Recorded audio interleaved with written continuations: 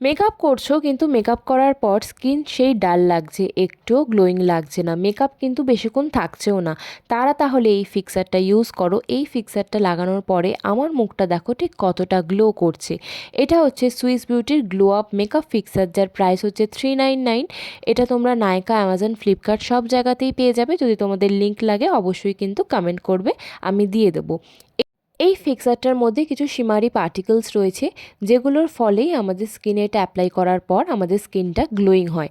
এটা কি করে ব্যবহার করবে? এটা ব্যবহারের আগে প্রথমে একটু ঝাঁকিয়ে নেবে ভালো করে, তারপরে এটা দুবার ব্যবহার করবে। প্রথমে তোমাদের যখন বেস মেকআপ হয়ে যাবে, পাউডারের সেটিংসের আগে এটা একবার ইউজ করবে, তারপরে ফুল মেকআপ হয়ে যাওয়ার পরে এটা ইউজ করবে। এটা ইউজ করার পরে যখন এটা শুকিয়ে যাবে, তারপরে দেখো আমার স্কিনটা কতটা গ্লো করছে। এটা ভীষণ ভালো একটা মেকআপ ফিক্সার, তোমরা চাইলে অবশ্যই কিন্তু এটা ইউজ করতে পারো। আজকের জন্য ভিডিওটা এইটুকুই। যদি ভালো লেগে থাকে অবশ্যই কিন্তু লাইক করো, কমেন্ট করো এবং অবশ্যই ফলো করে